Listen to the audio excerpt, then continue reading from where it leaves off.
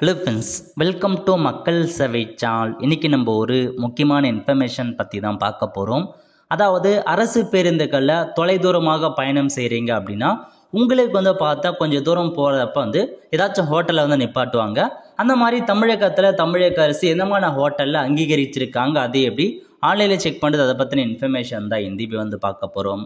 இந்த video skip பண்ணாமல் ஃபுல்லாக பாருங்கள். அது மட்டும் அல்ல, இந்த வீடியோ நிறைய பேருக்கு ஷேர் பண்ணுங்க. ஓகே, ஃபர்ஸ்ட் இந்த வெப்சைட் ஓப்பன் பண்ணிக்கோங்க. arasubus.tn.government.in.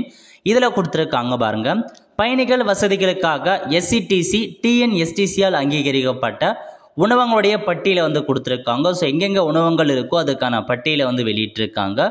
ஸோ நீங்கள் செக் பண்ணி பார்த்துக்கோங்க. இதான் பார்த்தா அங்கீகரிக்கப்பட்ட ஒரு ஹோட்டல் உணவகங்கள் எல்லாமே கொடுத்துருக்காங்க. ஸோ இங்கெல்லாம் உங்களுக்கு நிப்பாட்டி, ஸோ நீங்கள் அந்த சைடு போகிறீங்க அப்படின்னா இந்த பிளேஸில் இந்த ஹோட்டலை நிப்பாட்டுவோம் அப்படின்றத சொல்லியிருக்காங்க.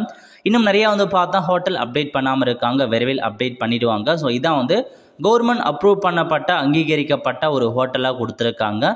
ஸோ எஸ்சிடிசி பேருந்தாக இருக்கட்டும், டிஎன்எஸ்டிசி பேருந்தில் பயணம் செய்கிறவங்க இந்த பிளேஸில் போகிறப்ப இந்த பிளேஸில் உங்களுக்கு நிறுத்தவும் இந்த ஹோட்டலில் நிறுத்தும் அப்படின்றத கொடுத்துருக்காங்க. ஸோ செக் பண்ணிக்கோங்க. இதான் உங்களுக்கான இன்ஃபர்மேஷன்.